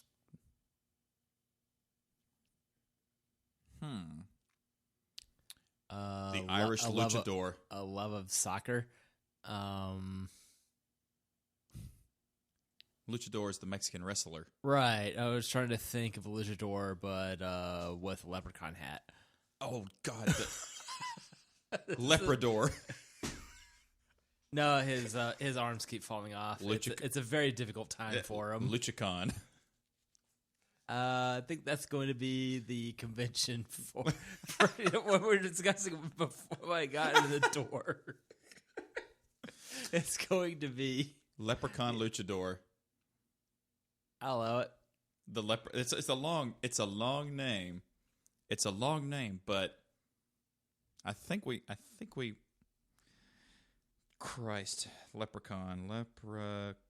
There we go. It's spelled leprechaun. I know, I got that. Which is funny because I had more trouble spelling leprechaun than I did luchador. Let's move on to Irish musicians. Ready for this? I could have named a couple of these, but not a lot of them. So I knew Sinead O'Connor was from Ireland, and really her biggest hit was written by Prince. Nothing Compares to You. Can you name another Sinead O'Connor song without looking it up? No, I don't know what Burning a Picture of the Pope song is. That was pretty fucking gangster, though, to do that on SNL. And then she got banned, but, I mean, which is weird because I think Lorne Michaels is Jewish, so why should he give a fuck? I don't know. Well, trouble of doing anything ever is going to piss somebody off. Do you know what she said when she did that? Fight the real enemy. But now she's practicing Islamic, I think. Oh dear. Yeah, so now she's Shurhada Sadaquat. Yeah. Bless you. What the hell, Cat Stevens? So I knew she was Irish, and I knew U2 was Irish. What is your favorite U2 song? Or before you answer that, do you enjoy U2's music? I'm a firm believer in everything up until 93. Actung Baby. Joshua Tree was 87. Actung Baby was... No, Actung Baby was 90. Drawing a blank. Like, whatever was before... What was it? Pop in 97? Like, before that, or some solid songs. I have a copy of Pop. I'm not proud, but my favorite song on that was MF'er. But my favorite U2 song is New Year's Day. What album was that on? The early one when they were good. I think mine is Mysterious Ways. That's a good one too. Like, you know, we keep knocking on YouTube. It's like there was some solid stuff, but it's been 30 years of trash. Mysterious Ways was on Actung Baby, which was also The Fly was on there. Acrobat. I was trying to think of the ones I've actually... One was on Actung Baby. Did you see Chris Cornell's cover of One? It was Metallica's words with U2's music. No. It was really, really good. Speaking of mergers, I've got something completely different for you. And now for something completely different. But first, I'll be right back. He got to pee. Pay the water bill, if you will. I think... I already bored the people to death during your absence. I don't know, the Leprechaun Luchador, but the Irish Luchador sounds less wordy. The Irish Luchador. Irish door. What? Too short. Listen to us creating new cocktails. Yes. New cocktail hours by the hour. This is really good, guys. You can taste the agave. You got to taste the tequila, a little bit of the Baileys. I'd like to make a 1-1-1 mix of it, but it's actually really good. I am so glad I'm off tomorrow. I am getting so sick of the general public that I could scream. Just watching people during a pandemic who are taking their masks off, licking their fingers to open the bag. And I asked the guy, I was like, don't lick your finger when you do that. He's like, did I do that? I'm like, yes, you did. He's like, oh my God, dude, I wasn't even thinking. And I'm thinking in my brain, I'm like, how could you not be thinking about that? Because you consciously took the mask off because you knew you were wearing one for a reason. And then you stuck your finger basically in your mouth to open the bag. This is why aliens don't talk to us. You, sir, are not a scholar or a gentleman. I'm glad I'm off tomorrow. Steve and I are going to eat Mexican food tonight, and then, you know what? I'm going to On the Border tomorrow for lunch because I'm a free American. And I don't have any children, and I can spend money on whatever the fuck I want.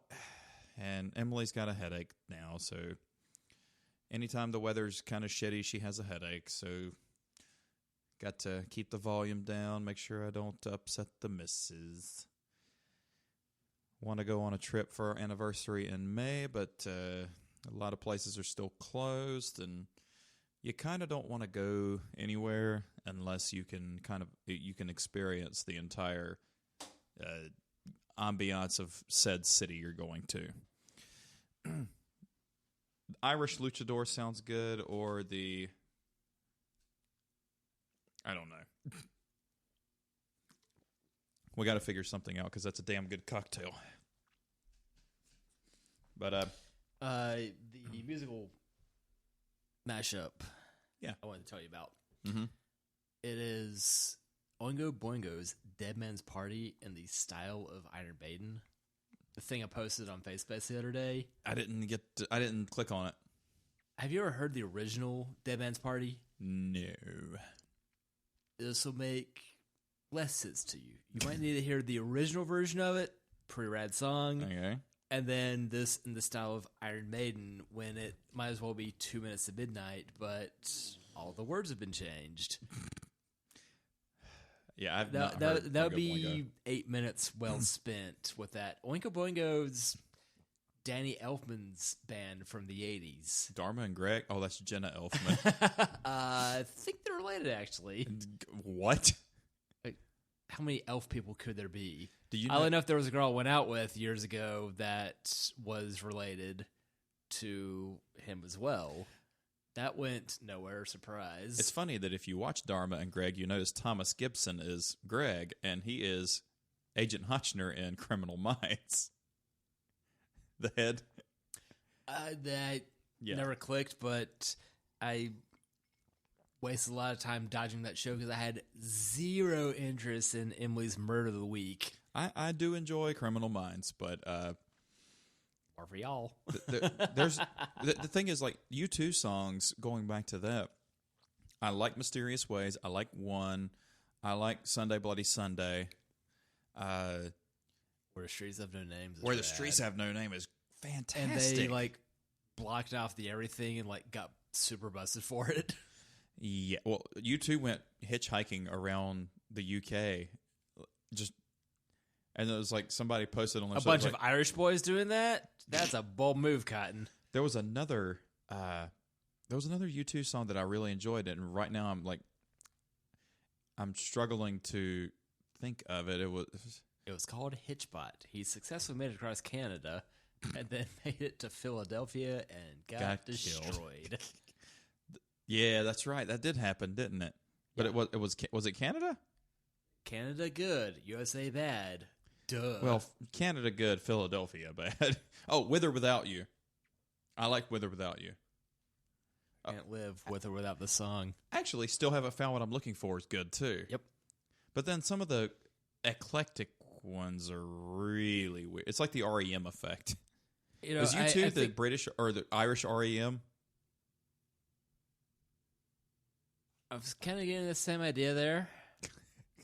And I think as a whole, I would probably still listen to U2, like even the weirder stuff, versus REM's just a little too out there, man. I would think I'd rather listen to REM than U2, but that's why we're us. We're different. You got the Cranberries. Rest in peace, Dolores. What was that, episode 1? Oh, Jesus, it probably was, yeah. Opening this, everyone else is doing it, so why can't we? Mm-hmm. That's such a fantastic album title. Yes, and Dolores was such a talented and beautiful person. Like, what was your favorite Cranberries song?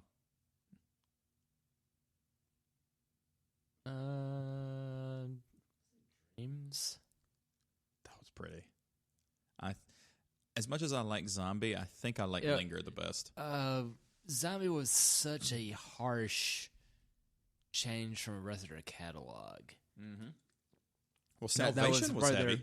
But I would say Zombie's heavier.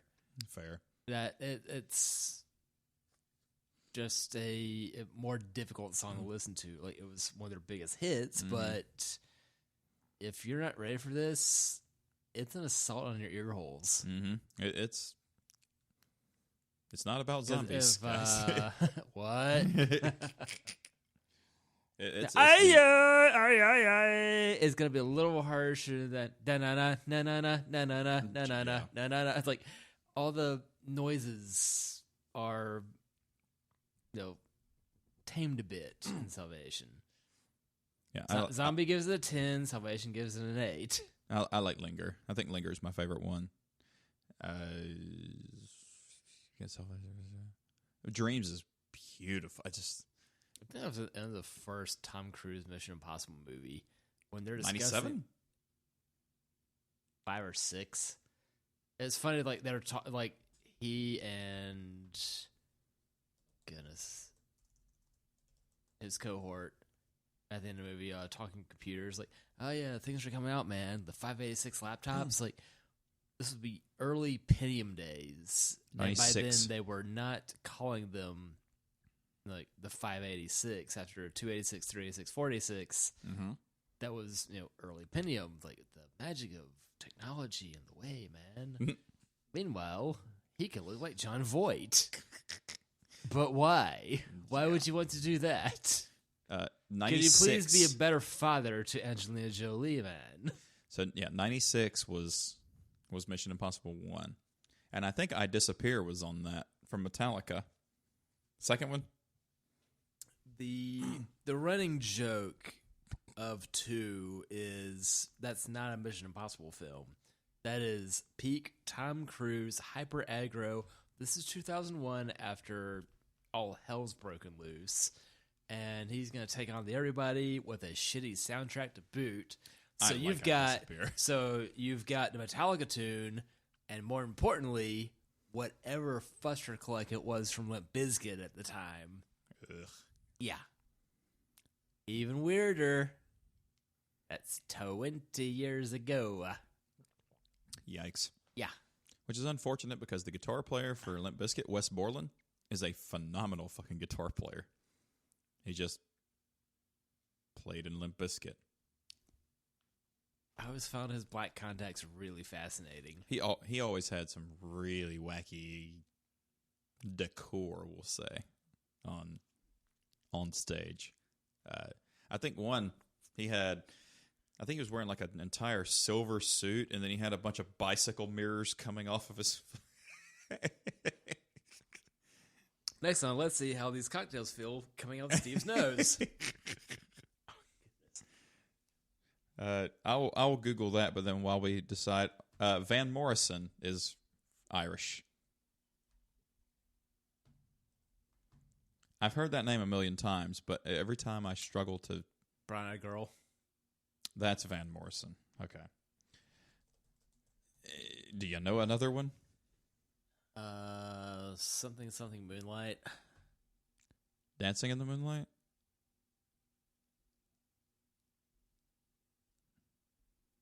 No, It doesn't quite sound right. Oh my God. All you gotta do is just Google pictures of Wes Borland. You just get inundated with fun shit. Good Lord. He's an interesting dude, man.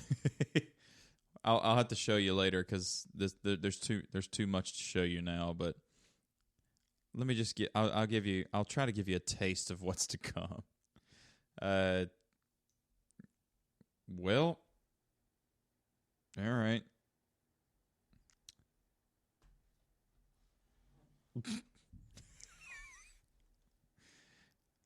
I mean, if you're going to be on stage, you might as well make an entrance.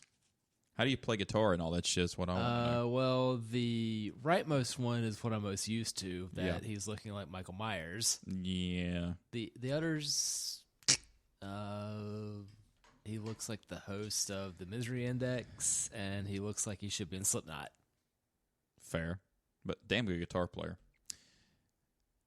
After Van Morrison. Enya. Is it backwards? That's the joke. You can't tell. Sail away, sail away, sail away. Away sail, away sail, away sail.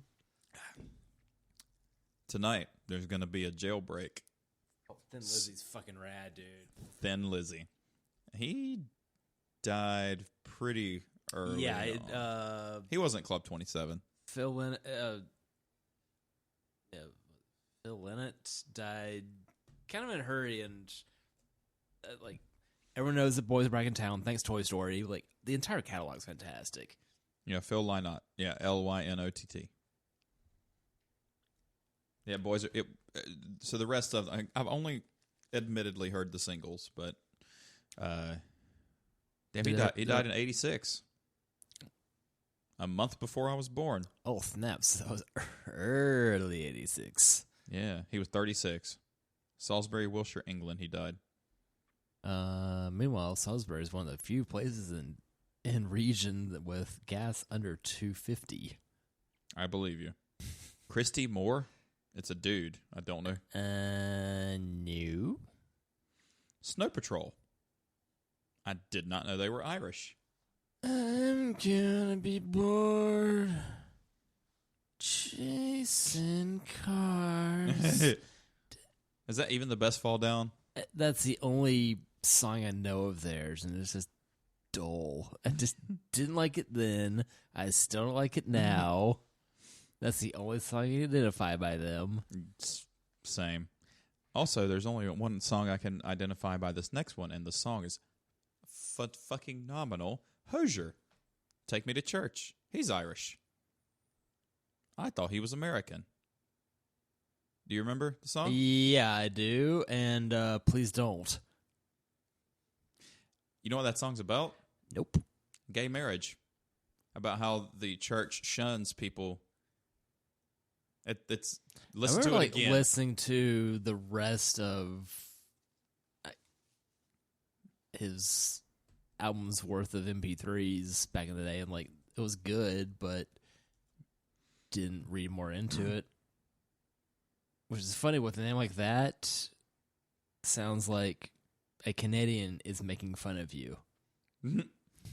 No, she's the last true mouthpiece. Every Sunday's getting more bleak. A fresh poison each week. We were born sick, you heard them say. My church offers no absolutes. She tells me, worship in the bedroom. The only heaven I'll be sent to is when I'm alone with you. It's... Take me to church, I'll worship like a dog at the shrine of your lies. I'll tell you my sins, and you sharpen your knife. Offer me that deathless death. Good God, let me give you my life. It's about gay marriage. It hits a little harder when you know that, especially the live version. He fucking slays that shit. I didn't know he was Irish. Luke Kelly, don't know who that is. That's a weird convergence of dude I knew growing up that became a fascist, and Yikes. one of my favorite ex-girlfriends. Interesting. Thanks for not saying Luke Bryan. There's a lot of people on here whom I don't know that I can only assume are like Celtic. I was gonna say regional hits. Celtic, regional, stiff little fingers. It's a funny name. That's actually one that pops up on my punk rock playlist. My Bloody Valentine is What? Irish. Wow. My Bloody Valentine's Irish. Stiff Little Fingers has a song, Alternative Ulster. That's fantastic. That's seen a lot of play at my house. Celtic Woman, Flogging Molly. naturally. What was it? That where the guy's stateside but is an illegal Irish immigrant and zero action has been taken towards him, so there's that. The Irish Rovers. Do not know. That sounds like if the Proclaimers were not the proprietors of the 500 Mile song. It would be the Irish Rovers. So I don't care if the metric country. I would walk 800 kilometers. Just not the same ring to it, man. It is funny that song was not a hit at all until they re-released it like 3 years later, and then it was like that pop up in Some Married an Axe Murder. Maybe. I know that There She Goes was in that soundtrack. The original version, not the Sixpence None the Richer. We should do an episode about songs that have a dark meaning who sound happier, like Sonny Came Home. You remember Sonny Came Home? Oh, right? I know the song. Like I remember not enjoying that at the time, and now it's more entertaining. But at the time, there was a last name Sonny who was a bit of a blight upon our dumb high school, but or however you besmirch your valedictorian. And meanwhile, we're busy being tormented by someone named Sonny at work. Sonny Warda is Sonny Warden. In the song "Sonny Came Home," she leaves her husband and burns the house down. What the fuck's in that box of tools? A lighter and some hairspray. All right, well, that'll take out a wall. Emily calls me the song ruiner for a reason. That's our new podcast, by the way. The song ruiner. All right, sorry, Chris Hand. Sorry, Beato. We've got a different game to play. So it's more like Sonny came home to her favorite room, sat down in the kitchen. She opened a book and a box of tools. Sonny came home with a mission. Kind of sets the tone. But the bridge is get the kids, bring a sweater, dry is good, wind is better, count the years, you always knew it, strike a match, go on and do it. I can never understand that part of it. Yeah. There you go.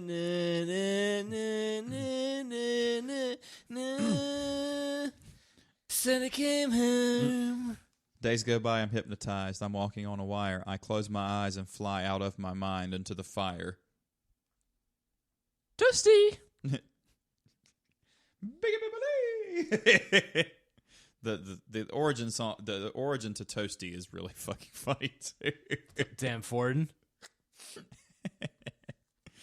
That's all the Irish musicians I have. So, and there's no cars built in Ireland that I'm aware of. Northern Ireland DeLorean. That was yesterweek when we tried to do a thing, and that went nowhere quickly. No, we did the Scandals. We didn't actually do the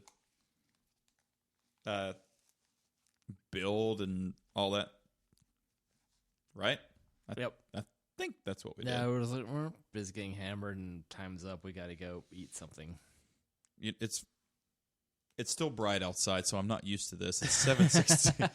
I don't feel like we've been doing this. Yeah, funny thing is, like, well, yeah, this watch is fast on purpose. It's 7:20. I used to do it's that. 1920. I don't anymore because I know it's fast and I just compensate for it. Long walk from employee parking lot to work, so gotta give the 4-minute buffer. It's nothing but stress all the time, and my beard's all the more greater for it. Better to turn gray than turn loose. So I got a little bit of beer left. Yeah. I'm pretty sure that's spent last night. Last night grilled chicken legs for my first time. They turned out fantastic. With some sort of white wine packet that I picked up at Lowe's, the hardware store, oddly enough, a long time ago, but then added more olive oil and more white wine to it, It turned out incredible. And Sunday night grilled a London broil, courtesy of your employee. When it's $3.50 a pound, pick up something not quite 2 pounds. Let it marinate for 27 hours. 3 extra than the Ramones recommend. Yeah. Yeah. 27 hours ago. I want a London broil. That turned out real fine. Like, I like that way more than the brisket in the cheap pressure cooker that I used it once and kind of don't like it already. I might need to find a better pressure cooker, but freebie at work, so there's that. You're saying you're going to get Punk's food from Chewy.com after that? Funny because one of the many garage warehouse opportunities in Concord is Chewy, and you'll get ground to a stump there too. So there's that. Yeah. But you could be at the Vina, Chewy, Amazon, Sunday Coffee. Where I am now. Food Dog. Yep. Yeah. Wally World. Fuck that. No way. No way. The closest I did that was Sam's Club Tire Shop a long time ago because it was at least these assholes have to pay money to be there. Yeah. And would continue to. I think we're going to end this episode with 13 facts about St. Patrick. Even what snakes? Work for you? St. Patrick's Day, not just St. Patrick. Ah, all right. All right. We should really be wearing blue on St. Patrick's Day. Whatever. The official 5th century saint's his color was St. Patrick's blue, a light shade of sky blue. The color green only became associated with the day after it was linked to the Irish independence movement in the late 18th century.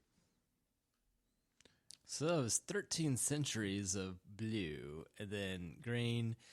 Well, seeing it's Irish and Emerald Isle, green just makes more sense. It does. And I prefer green to blue. You? Yes. And I will never get pinched. Yeah, the running guy with the tattoos and whatnot. Yep. That's it. Today at work, 0 mention of holiday. No one gave a shit. No one likes Boondock Saints at Carvana. Well, at least the new HR lady had decorated for it with just no mention thereof. St. Patrick was not Irish. Although he made his mark by introducing Christianity to Ireland in the year 432, he wasn't Irish. He was born to Roman parents in Scotland in the late 4th century.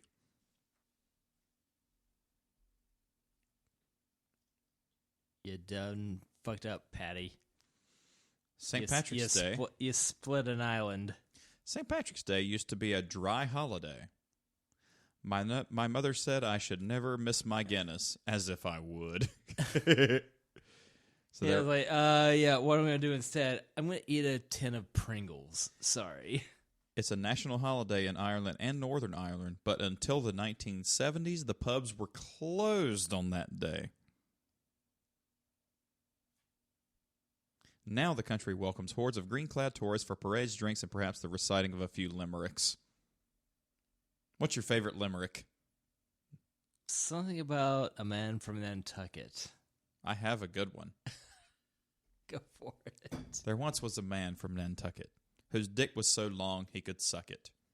He said with a grin as he wiped off his chin, "If my ear was a pussy, I'd fuck it."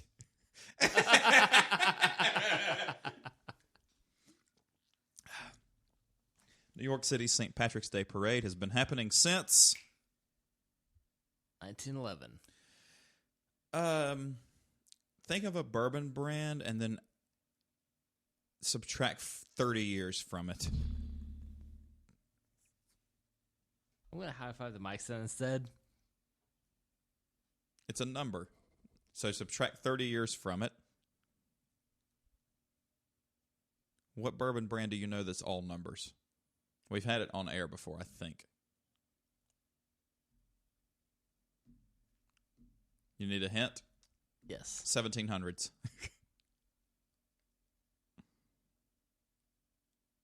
Nothing. No. 1792 is the bourbon, and 1762 was the first St. Patrick's Day parade in New York City. Before the U.S. was U.S. Okay. No. 17... Yeah.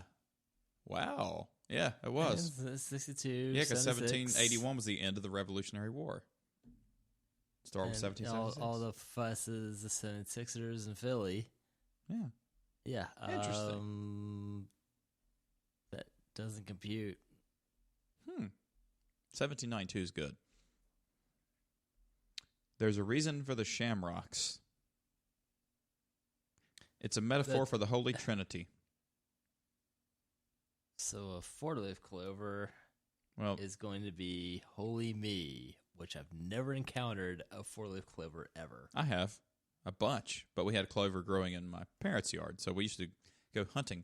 One time I found a five-leaf clover, and now I have bad luck because it just negated all the lucky four-leaf clovers. I'm just going to find grass, and I call that my no-leaf clover. Thanks, Metallica. Yep. There's no corn in corned beef. Corned beef and cabbage, which has become a St. Patrick's Day staple for Irish Americans. That's actually what Kaylin is having at her folks' place tonight. Oh, nice. They're back from exploring, newly acquired beach house and getting things up to snuff. Do you know... They had a difficult time with the previous owners. Yeah. It's a nod to the large grains of salt that were historically used to cure the meats, which were known as corns, because they were really large granules of salt. So be something corn kernel sized. Yes. Interesting. I did not know that. Some of the other facts were really stupid, so I'm kind of hitting the Cliff's Notes. That's fine. Americans run up quite a bar tab on St. Patrick's Day. In 2017, it was estimated that 13 million pints of Guinness would be consumed worldwide on St. Patrick's Day. 2020, it was estimated that in America, overall, beer sales are up 174% on St. Patrick's Day. It's the biggest day for bars in the entire country for that day, which is funny because they celebrate that more than they do their own Independence Day. And in general, 2020, it was expected Americans would spend $6 billion celebrating St. Patrick's Day. Well, typically, the 4th is a better barbecue day. Stapats is a better bar day. Fair. Very fair. There are no female leprechauns. Don't be fooled by a holiday decoration showing lady leprechauns. In traditional Irish folk tales, there are no female leprechauns.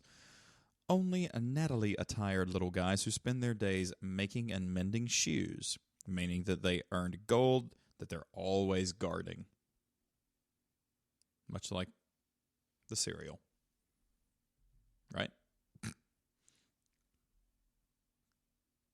I'm really having a difficult... Why did that go off so late in the day? I restarted the computer at 4 o'clock. I'm going to kick your computer in the face. You mean kick the computer you built for me in the face? The computer given to me by Bob, and we're baffled it still works 13 years later. I have questions. How these mythical creatures reproduce? I really would have thought there's going to be some really hot male and female leprechaun action going on to make new leprechauns, and they live 300 years. And I'm just confused, man.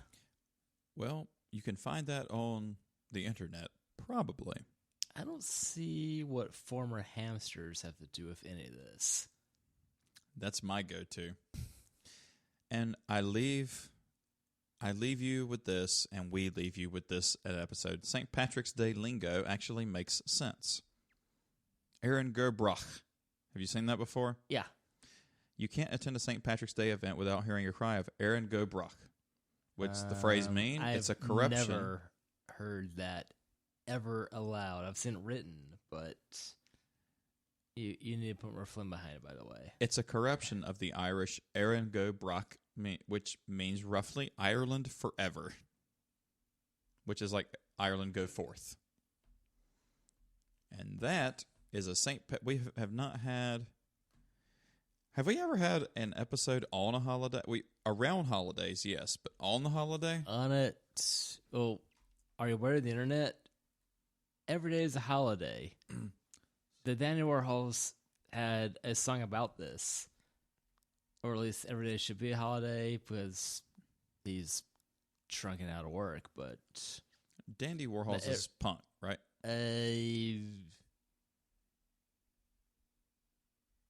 They're going to be the Velvet Underground you can listen to. Oh. It is its own thing. 'Cause it's pretty fantastic. You don't like Lou Reed. You're going to like Courtney Taylor and his shenanigans. I believe you. My introduction to them was their song when it's a bunch of dancing heroin needles in 1995. Because I never thought you'd be a junkie because heroin is so passé. This is a real thing. It was on MTV back when they played such rubbish. And they're still quite good.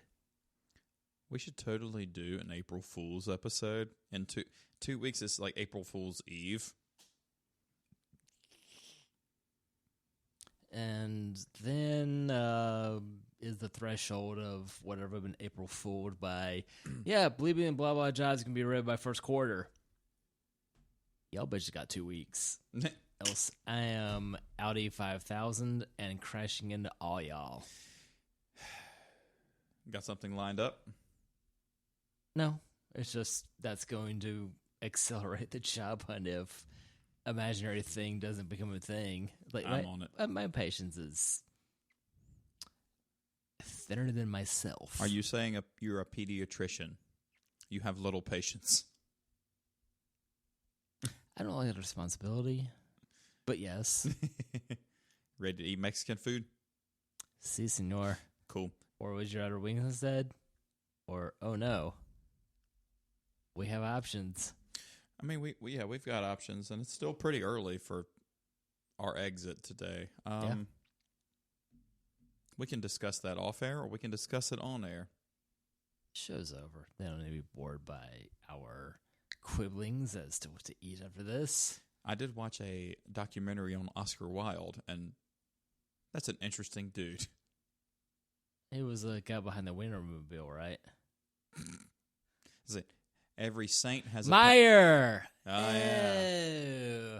Every saint has a past, and every sinner has a future. I liked that. 84's done, guys. Gals, friends of the Playhouse. That guy right there is Steve. And this guy right here is still AJ. And we are done. We'll see you in 85. It is time to eat Mexican food on St. Patrick's Day. Or wings. Yes. Whatever. Mexican wings. You say wings? I will always want wings. Fair. And I'm eating Mexican tomorrow. So, all right. Taco Thursday? How dare you? Don't limit your taco consumption to 1 day a week. And yes, it's Taco Thursday. Bye-bye. You didn't say toodles. I haven't in a while. Toodles. Tacoodles. Tacoodles. Tacoodles. Tequila doodles.